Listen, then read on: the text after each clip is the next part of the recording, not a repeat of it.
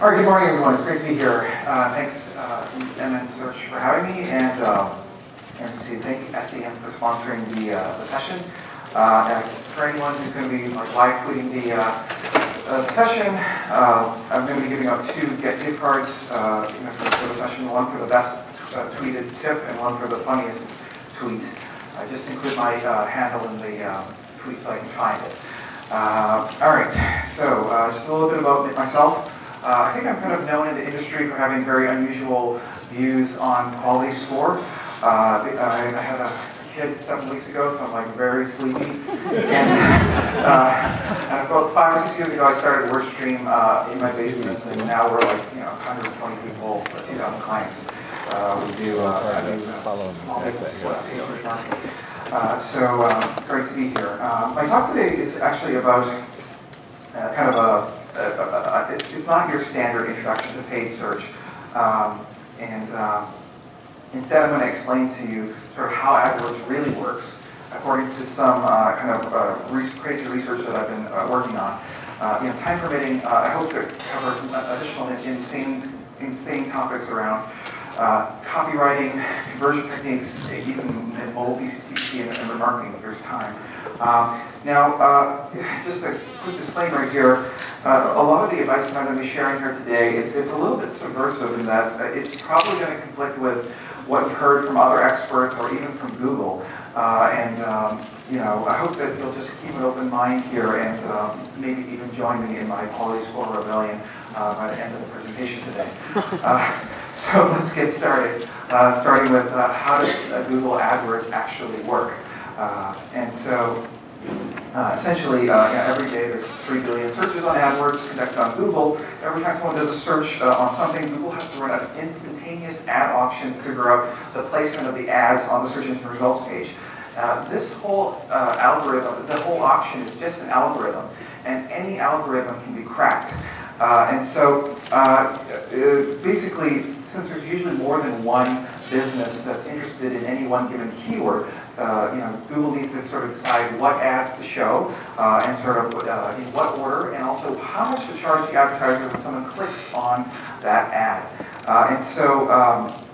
They run this ad auction, and it's not like eBay where the highest bid wins. Instead, the ranking of the ads is sort of determined by multiplying the maximum cost per click bid times the quality score, which is a number between 1 and 10, which is the grade, Google's grade of your keyword in terms of the quality of your ads. And so the key takeaway here is that you can actually get to the top spot, not just by buying your way to the top spot, but by having the most relevant, high-quality ads. And so the question you're probably wondering is, so then how do I get those 10 out of 10 quality scores? How actually is quality score calculated? And so here's where a little bit of research comes into play. Basically, what I found is that it has a lot to do with your click-through rate. So for any given ad position, there's a sort of an expected click-through rate. So I looked at like hundreds of thousands of ads, and I was able to kind of plot sort of what the expected ad click-through rate is for any given ad position. Like obviously, if you're at the top of the page, you would expect more clicks. And if you're at the bottom of the page, you would expect sort of less clicks. And so having kind of determined what the expected click-through rate is for your ads, it's then a fairly easy matter of reverse engineering the quality score equation. It's simply a matter of your the click-through rate of your keywords and ads relative to the expected click-through rate. So getting a high quality score is simply a matter of beating the expected click-through rate. Getting a low quality score is happens when you fail to meet that objective for any given ad position. So let's think about big picture stuff, like what's an average quality score in 2014?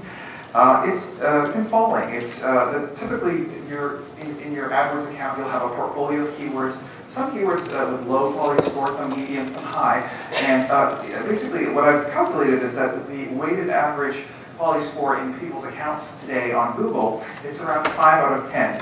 And that's much lower than the average was, say, 2 or 3 years ago, which was around 7 out of 10.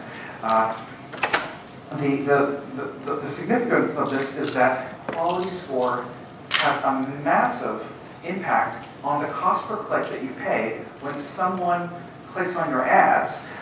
Specifically, the price that you pay, the formula for the cost per click, it's simply the ad rank of the advertiser above you in the auction divided by your quality score. That might sound a little bit complicated, but the key takeaway here is simply that your cost per click is inversely proportional to your quality score. The higher your quality score, the lower your cost per click, and vice versa.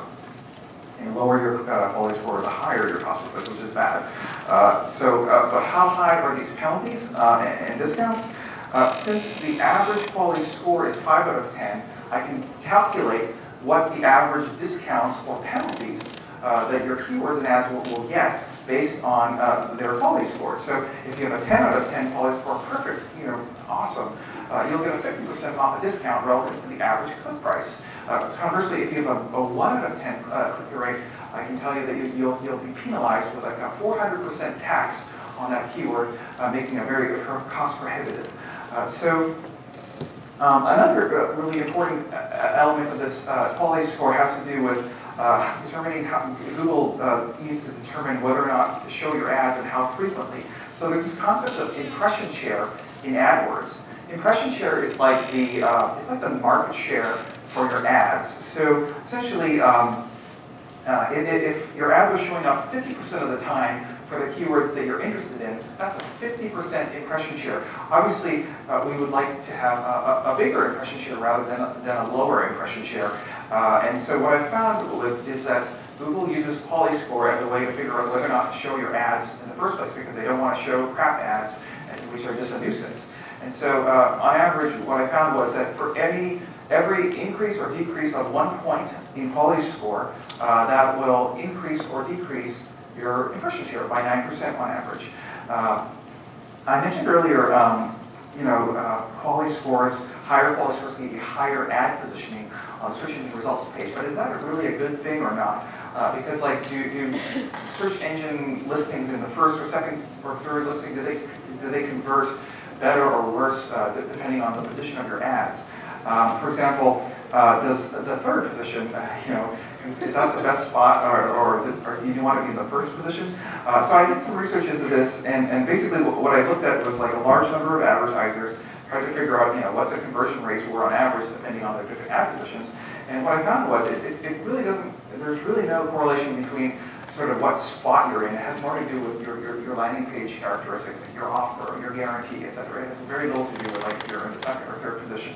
And so another question that typically comes up has to do with how does quality score impact your cost per action? So like the cost per conversion. So like, who cares if quality score gives you a cost per click discount? Like if you can pay $100 for that click but still convert it profitably, then who cares, right? Actually, when I look at hundreds of millions of dollars of spend, I do see a very strong correlation between quality score and cost per conversion. Means the higher your quality score, the lower your cost per conversions on average. It's not necessarily that the conversion rates change at all. It has more to do with the fact that the click prices are dramatically cheaper on the higher quality score keywords. So here's a table that kind of summarizes that scatter plot. Basically what it's saying is that for every increase or decrease in quality score, you can expect to see a 16% increase or decrease on average in your cost per conversion. You may have been told by people before that it's not possible to get a high quality score in your particular industry, as if Google has a personal vendetta against you or your industry. So in order to kind of debunk this theory, what I did here was I kind of calculated the quality scores in different industries and tried to see if Google was doing things any differently, say like the B2B industry as opposed to all the other industries. So the B2B companies are the purple dots there. And what I found was like there wasn't much difference at all. I looked at a couple other industries like the finance industry. Those are the yellow dots on the graph. And I found that the calculations for quality score were more or less the same. Same with e-commerce. The yellow dots on this graph, similar distribution patterns compared to all the other industries. So I think if someone tells you something like, oh, it's not possible to get a high quality score in my industry, it's quite possible that it might be them. It might be their strategy. Earlier this week, Google actually released a white paper aimed at dispelling misconceptions about AdWords quality score. And I thought this was really interesting because one of the key takeaways was to not obsess about quality score. Sometimes I mean, maybe I'm overthinking this, but sometimes I think that they just wrote this to like put me down or something. But because like the title of this white paper was like settling the quality score was what it was called, which I thought was a great name. And they used the word "don't obsess about quality score," and that it's like a check engine light and nothing more. And I thought that was really, so I beg to differ with Google. First of all, they're the ones who introduced this variable, and they're the ones who, up until now, they were saying that it was very important to focus on this because of all the reasons, aforementioned reasons. So why the heck are they kind of distancing themselves from quality score? And I think it's because it's rated on a curve. So if all of you guys are AdWords advertisers out there, half of you are above average and half of you are below average. We can't all be, by definition, we can't all be above average. So so if they were to say that this is like a key metric that we should focus on, it would be impossible for us all to be successful. So I think it's really, it makes a lot of sense, and I can totally understand why Google would want to kind of distance themselves from the quality score metric, the importance, but you as individual advertisers should know better. The most important kind of paid search strategy kind of tip that I hope to convince you of today here has to do with just saying no to low click-through rates. For example, a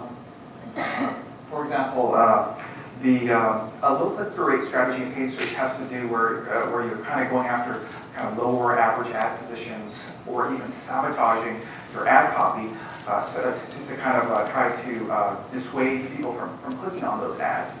And my point is, because of how the ad auction works, this is a losing strategy. The reason for this is because the low click-through rate keywords, I can just look at this here. The low click-through rate keywords, they don't even get shown at all. Like, remember, Google won't even bother showing them. And if they do get shown, they'll show up in the bottom positions, which will mean fewer clicks.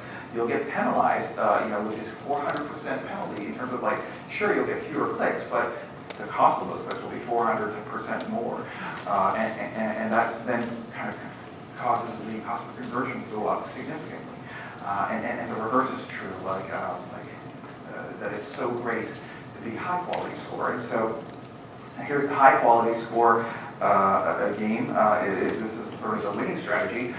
It's the opposite of the low click-through rate strategy. This is where you're trying to be very, very picky, very, very specific and precise in terms of the keywords that you're targeting. So don't target words like web development with like ambiguous intent. Only like target very specific things like web development firm pricing. Like just target more specific keywords with higher commercial intent, and then get very, very high click-through rates on those keywords.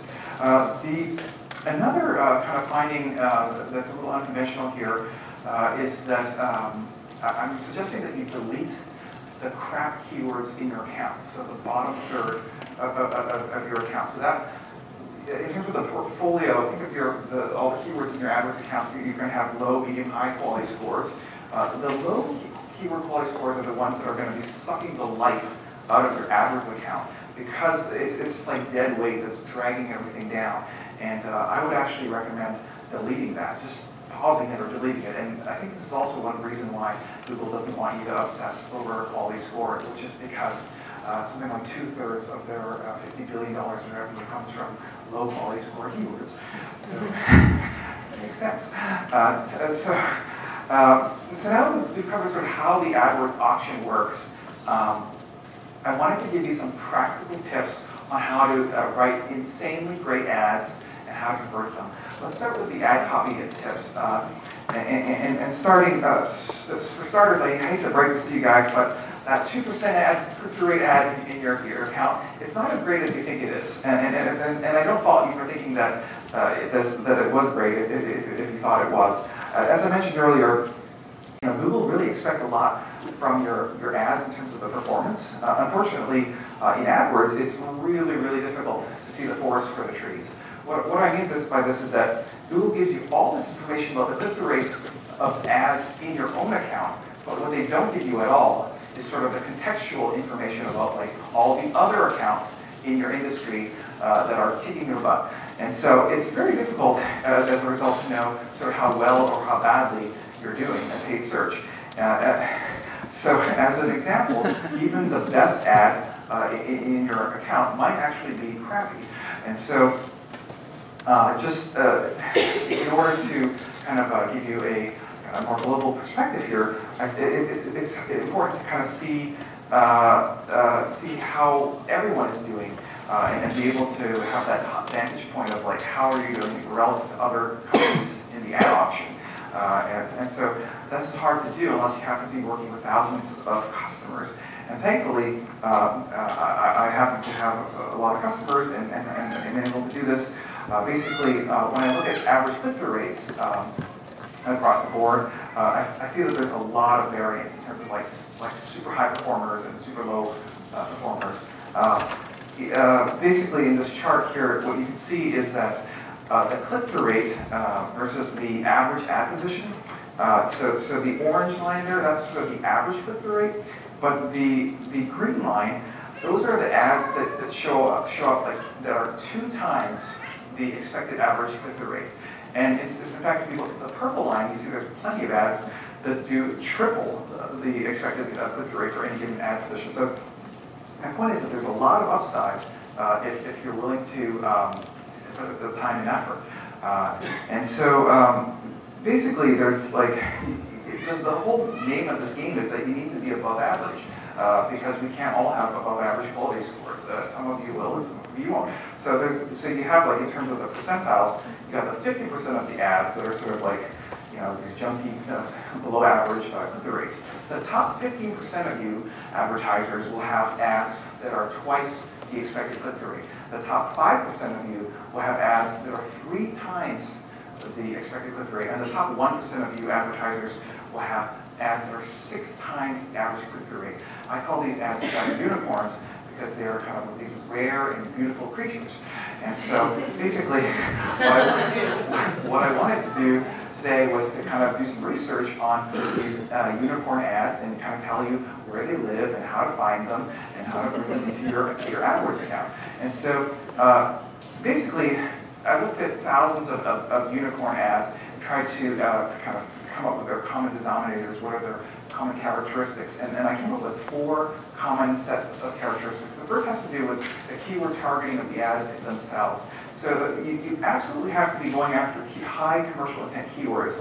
Those are the keywords where it's very clear that the intent of the searcher was to buy something. People are willing to click on ads if they were looking to buy something. They're a lot less likely to click on your ads if they were just doing an informational or navigational search, like like a question, like who is Thomas Edison or who won the World War 2012. So a lot of the ad strategy involves just finding the right keywords to be bidding on in the first place. And I would actually advise not doing anything with the informational keywords because they have stubbornly low click-through rates, and that's going to kill your account. Another thing that I wanted to test was the use of dynamic keyword insertion. Dynamic keyword insertion is that kind of trick where you put a little syntax in the ad, and what it does is it puts the keyword that people searched on in the ad. So the question was, is dynamic keywords insertion, can I get unicorns from this little trick? And what I found was that as I graphed sort of the relative frequency, the relative abundance of ads sort of in the average, the top 15, top 5%, and the unicorns, what I found was that dynamic keyword insertion is a fairly reliable tactic to getting above average click-through rates. So if time is short and you have a lot of work to do, this is a really good shortcut to getting sort of to the upper middle class of ads out there. However, when you zoom into the top 5% or the top 1% of ads, the unicorns out there, what you find is that it kind of flips. That the top performing ads actually don't use dynamic keyword insertion. Instead, they rely on kind of creative, emotional ad copy techniques, and that you're not able to get like 6 times the click-through rate using dynamic keyword insertion. What about the use of ad extensions? There's been hundreds of articles written about kind of like tips on ad extensions that you should be using, such as site links or directions or communication extensions or social extensions or chat extensions or image extensions or call extensions. Like, can you bolt on enough of these ad extensions to come up with a unicorn? And so I looked at sort of the click-through rates for ads with and without ad extensions, and of course what I found was there was a modest improvement in click-through rates for ads that had extensions versus those that did not. That shouldn't be surprising. But what I'm finding here is that it doesn't make a huge difference. Like, it doesn't turn a crap ad into a spectacular ad. Rather, it just gives you like a 10 or 15% uplift. So similarly, it doesn't really double your quality score or anything. It gives you just a modest increase. So this is definitely something that you should be using, but don't expect it to kind of like radically change your fortunes in terms of your ads. So then, how the heck do you write these unicorn ads? Basically, the answer is that like when you look at ads in paid search, most of them suck. This is like a search for big data solutions. You just got 4 ads that are basically the same ad. And I call this, when you see this is called an AdWords jackpot. It's because it looks like in Vegas when you hit a row of lucky 7s, I just hit a row of big data solutions. It's also a jackpot because it's a valuable opportunity for optimization potential. Here's another example of an AdWords jackpot. I hit a row of iPod minis. It even looks like a slot machine. My friend and colleague Perry Marshall has a really killer tip that I wanted to share with you. It has to do with a structured workflow for creating emotional ads. Basically, all you do is you list up the different entities. Like who's your customer? Like who are you, the advertiser? What's something that your customer loves? What's something that your customer hates? Who's your customer's best friend? Who's your customer's worst enemies? This is a structured brainstorming process to get all the different entities and then create these edges, these adjacencies on this graph, and try to connect 2 or more entities in terms of sort of a positioning statement. So, for example, a divorce attorney. Who's the worst enemy? A husband. Who's the worst enemy? Like it's the mistress. So what's an ad that would really pop? Who's your husband with? Is he sleeping with her right now? And a smile like this. This was a unicorn ad. This was a unicorn ad that gets 6 times the click-through rate. So that means you'll be getting the discounts and everything. Everything will be great. Life will be great. Now compare that ad with all the rest of the ads. When I do a search for Boston divorce attorney, it's a jackpot. I just got 7 of the same ads. And actually, the bar is very low for innovation and creativity in paid search ads because I don't know what it is, but the DNA of the paid search marketers, they just don't have that creativity. So there's a lot of upside here for those that are willing to try out and be creative. In fact, I would go as far as to say the emotions that make things spread online. So like, I don't know how many of you guys are content marketers. Content marketers are really great at doing clickbaity titles and upworthy titles on their content.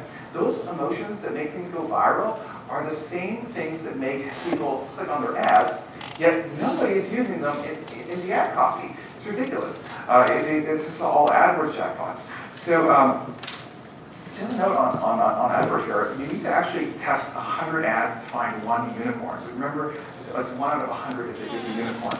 So now you might be thinking, yeah, no problem, Larry. I got 100 ads, in my account. Well, not so fast. Take a look at this particular ad and compare it to this particular ad. So what's the difference between that one and this one? The difference is that there's a comma after the word book. How to write a book, comma, fast. This isn't 2 ads. You're testing the same ad twice with a comma. So those don't count. This is like you really need to try different ads. And now you're thinking like, oh my God, this is going to take forever, right? But it's actually not as hard as you think.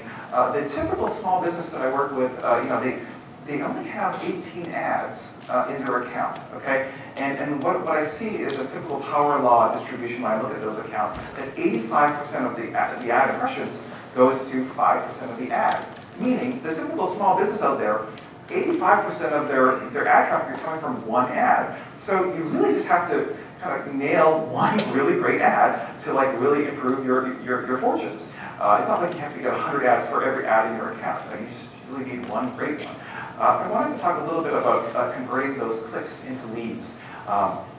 Because there's a lot of misconceptions around landing page optimization. I call it the great landing page optimization fairy tale. It has to do with like, oh, I had this maybe you've read about this. I had this landing page, and then I changed the font color, and suddenly I got a 5% increase in conversions. Whoa, whoopee. It's like, is there any truth to this? And what I found was that, like as I look at in my clients, I have this thing called the premature testing dilemma. So what's happening here is that because we are putting effort into these landing pages, or changes, these small changes, we want to believe that they're successful. Because, of course, you put all this time and effort into doing the work. And so often what happens is like you get this early evidence, like 3 days in, the new version is winning, and so you're high-fiving your coworkers, and but as time rolls out, it's like it ends up losing. So I think that a lot of this conversion rate optimization where you change the button color, I'm a little suspect of that. My view on this is that small changes on your landing pages kind of result in small changes in results, and perhaps the percent uplift that you see in your account isn't as significant as you would like to believe it is. And so, just to illustrate the point, I ran an A/B test of the same page. Like A was page A and B was page A, and I got B to win.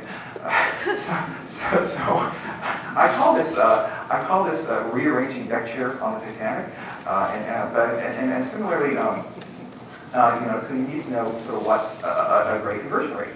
And so here's where data comes into play. What's a good conversion rate for search? Basically, when I look at 100,000 accounts, I can tell you that the average conversion rate for paid search is around 2 to 3% on average, but that the top 25% of you advertisers are doing twice as good, and the top 10% of you guys are doing 3 to 5 times as good. So again, a little bit of this is that you kind of need to know how good things could be in order to know that it's possible. And so again, you've got these unremarkable conversion pages, and you've got this top 10% of landing pages that are doing 3 to 5 times, and I call these landing page unicorns. So because again, they're just so rare and so beautiful. When I look at the conversion rates for these landing pages across different industries, what I find is that the rule holds regardless of what industry, like B2B, legal, finance, e-commerce. The top 10% of landing pages convert 3 to 5 times better than the average landing page. And so my big ask of you guys is to aim big. Like think 2 to 5 times increases in your conversion rates, not 2 to 5%. And so, again, I did some research here, tried to aggregate some information about the common elements of these landing page unicorns, and kind of give you a sense for what do they look like. I'm going to give you an example of my own landing page unicorn, and that has to do with kind of changing the offer. So we're a paid search software company, and like, we're not idiots. We're very sophisticated marketers, but for like 3 or 4 years of the company's existence, the offer that we were giving was a free trial of the software. I mean, we're a software company, so what should the offer be that we offer to people? It should be a free trial of the software. Well, it took us like 3 or 4 years to figure it out, but this was a crap offer. So it was unimaginative, and it just had that 2% conversion rate that was unremarkable. What we did was we changed it to be a free landing page, free AdWords grader. So we discovered that what people were actually looking for was to ask them how am I doing in paid search, or where should I be doing even better in paid search, etc. So we just changed it to being this little quick hit auditing tool that just sucks in some information from your AdWords accounts and gives you a free report. And this thing converted like 4 or 5 times better than the previous thing, and the gains held over time. How to know if your offer stinks? Well, a couple signs. First is like if you have those 2 or 3% click-through rates, the chances are, sorry, conversion rates. Chances are there's kind of a mismatch between what people are looking for versus what you're offering. I mean, even for fairly intelligent people like myself and my colleagues, it took us a while to figure out. The problem is you get kind of stuck. You know, lawyers, they always want to do a free consultation, or dentists. You know, like people get kind of stuck in these kind of mental traps, and there's not enough creativity. Another way actually the way that we figured out that we had a crap offer was we just added a little box at the bottom of our contact us form, which was, can you tell us a little bit about why you were trying to contact us today? And it became clear after a few days that they weren't looking for a free trial of software. So that's a pretty interesting way of doing it. Another way, another very significant way of changing the conversion rates of your landing page has to do with changing the flow. So not the button colors or anything, but actually changing the flow. Here's a software company where there's a kind of like a download of some Windows-based software, but it's behind a reg form page. They changed the flow so that you can now download the software without a registration form, but in the last step of the registration, like when you're installing this Windows software, it then asks you to register the software. But by now, you're so committed to this, installing this software that you spend 5 minutes downloading it, 3 minutes installing it, just asking for it, you're holding them hostage. This is the type of kind of conversion optimization that actually gets the 5 times improvements, not the 5% improvements. In fact, it became so successful that it became a burden because now they were getting too many leads. So what they ended up doing was making it so that you didn't have to register until 7 days were up, and then you had to register. You see what I mean? So that way you're getting a little bit more quality rather than just quantity. So final example of landing page uniforms that I want to highlight, and you can see how none of these have anything to do with like changing the button colors or changing the fonts. It has to do with changing the flow. Addiction, this is a really great one, very high converting rate. Addiction is an illness, it needs a medical solution. Are you struggling with addiction? Is someone you love that's struggling with addiction? Do you need help now? This type of thing allows people to self-select and figure out kind of what people are looking for and work very, very well. Again, you need to try out a lot of different landing pages. You're like, oh yeah, no problem, Larry, I'm trying out lots of landing pages. But guys, if you're just changing the font colors or the button colors, that's not another page. That's the same page with a different font color. That doesn't count. That's the same page. Again, not as hard as you think, though. Don't worry. My analysis shows that 80% of your traffic from paid search goes to 10% of your landing pages. So when you think of a typical small business, I calculate that they have just 3 landing pages, which means that if you can just get one killer offer, you're set. So you definitely don't need to optimize tons and tons of landing pages. I have these small businesses with like 50 landing pages. I'm like, what the heck? Like, why do you have so many landing pages? I did some research, like trying to figure out, like, does having more landing pages help you? Like, does the conversion rate go up if you have like 50 or 100 or 200 landing pages? And the answer is no, it doesn't matter. How much time do we have? 15 minutes.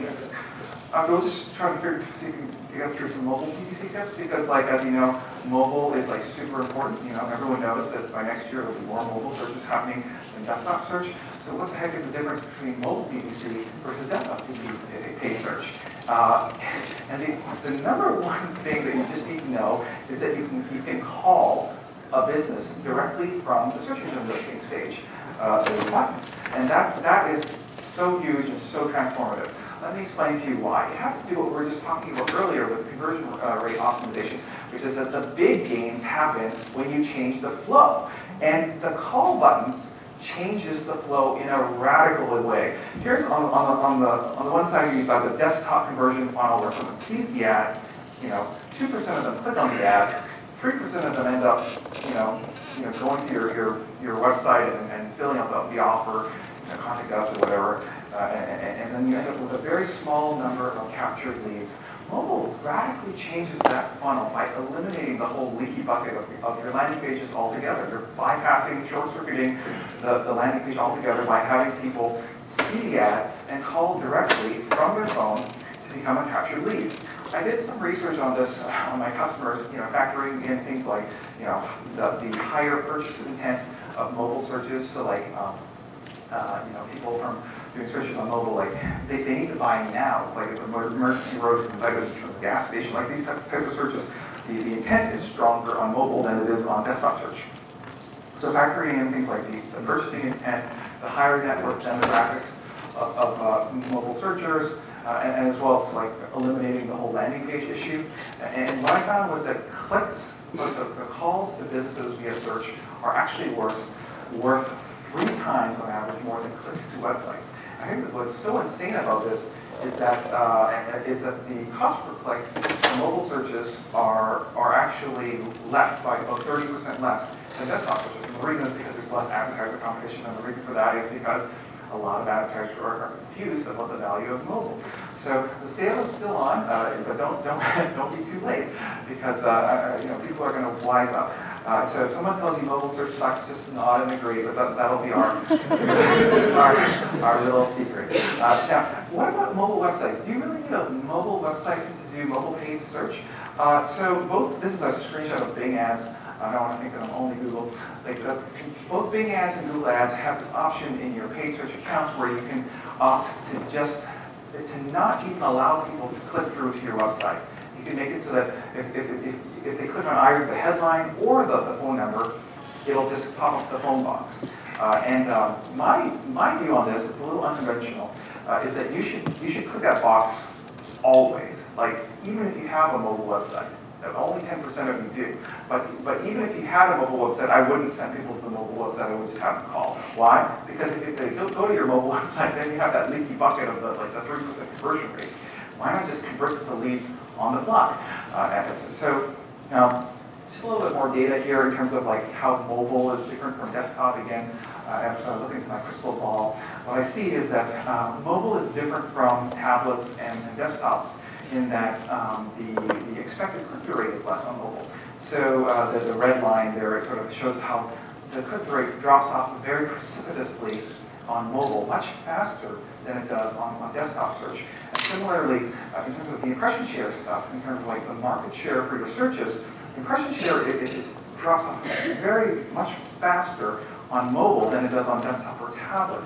And so the key takeaway here is that mobile is much more competitive in terms of the amount of ads that get shown, and if you're beyond the second spot, it's kind of useless. And so you really need to be thinking about all the strategies that I was talking to you about earlier, about maximizing the quality scores, to make sure that you're the ads that get picked. Otherwise, it's like you don't even have a campaign at all.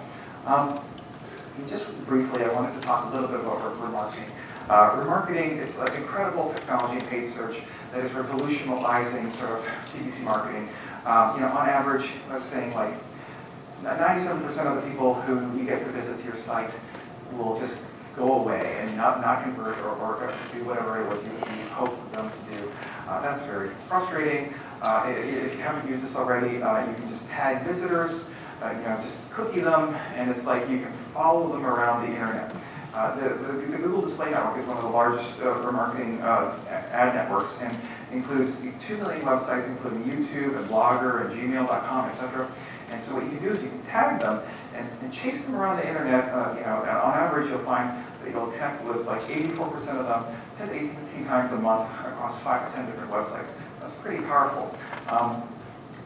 I'm spending $500,000 on remarketing this year. So of my $1 million budget on AdWords for 2014, 50% of that is going to remarketing.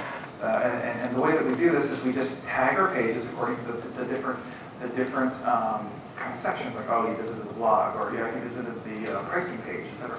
And we just segment according to the different sections that they visit and how long they stayed on the site to try to determine, like, if they're really committed buyers or just browsing casually. And then we match them up with these ads that kind of reinforce the brand and drive to a conversion event. we found that it has a bunch of unusual characteristics that I wanted to share with you. The first has to do with building your brand.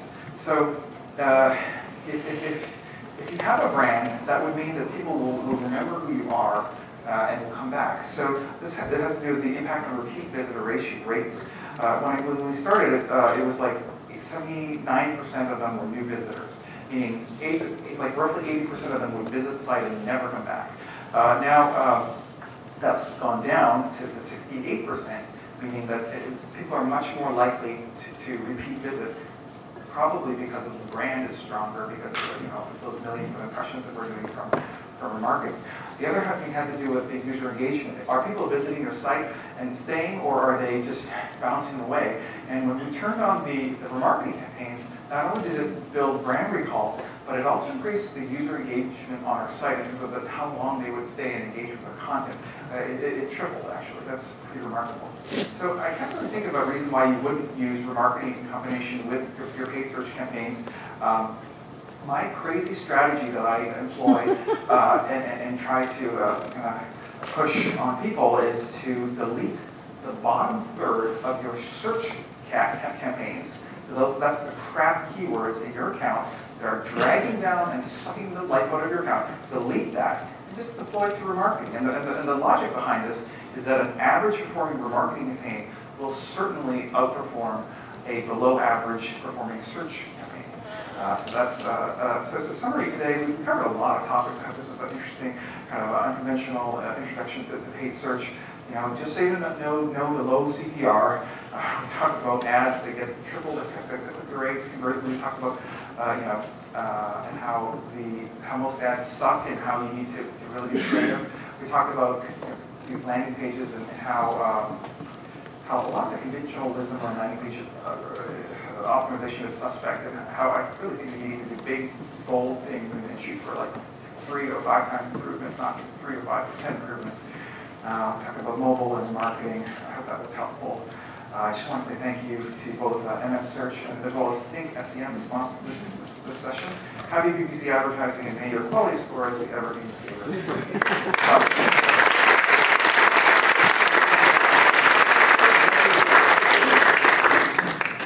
Great. It was a great presentation. Thank you very much. I think we got time for about 5 minutes worth of questions. So you can pick them out if you want. If you have specifics, we'll start with Adam maybe first. Great presentation, Larry. In your experience, companies that run promotions or discounts for pay-per-click ads, do you have any advice in terms of weaning off of that? Because I think what we've seen in our company is that people tend to look for promos and discounts all the time if you train them to. And so if you have sort of that customer acquisition strategy of get them in with a promo and then wean them off and get them into a right price point. Any thoughts on that? Sure. There's an interesting technology called remarketing lists for search. Okay. So what that allows you to do is create audiences. So for example, you could create an audience of people who actually become a customer. So anyone who hit your order page could be then included in an audience called like people who have purchased from us. You could then exclude those folks from seeing your search ads. So like you could have one set of ads for people who've been previously been customers, and a different set of ads that don't include promo codes for people who are customers. Or you could do the reverse, like show people coupon codes for people who abandoned their search carts, their shopping carts, and not for people who might have paid the full price. So look into marketing lists for search. Thank you. That's awesome. Anyone else?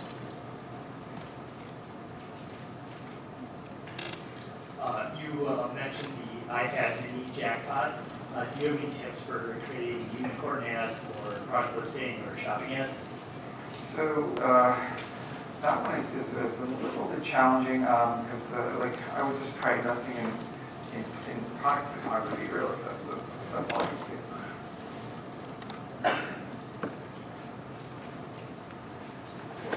do. Yeah, awesome presentation, first of all, Larry. I was wondering, Facebook recently allowed you to basically retarget people similar to the way that Facebook, or I should say Google AdWords allows you to retarget people that land on other websites. I was just wondering if you have tested out Facebook retargeting ads in a similar way that you've done this, and if you've gotten similar results, better results, anything like that. The metrics were pretty similar. I mean, the notion of remarketing is that you're using past browsing behavior to inform future purchasing intent. And the fact that someone is browsing, like if you're tagging your people the same way, the fact that they're browsing Facebook versus, I don't know, Gmail or something like this, it doesn't really matter. We're seeing similar conversion methods per conversions across both those now. Hi, great presentation. I had a question on landing pages. So you talked about landing page optimization. I was kind of curious about landing page quality score and impact there on CPCs. Do you have any thoughts around landing page quality score? Yes, I think it's greatly overstated. So when I do the reverse engineering of how quality score is calculated, like it doesn't appear to make much difference in terms of like. I think of it more as a binary, meaning like it's a pass-fail. Like think of your college entrance, like final scores. Like it's more of a pass-fail. If you fail to meet a minimum quality on the landing pages, then it's a fail, and you get really penalized. But if you have a decent, like average landing page in terms of quality and the privacy policies and the content, all that stuff, then you get a pass, and there's no incremental benefit for then further improving the quality of those landing pages.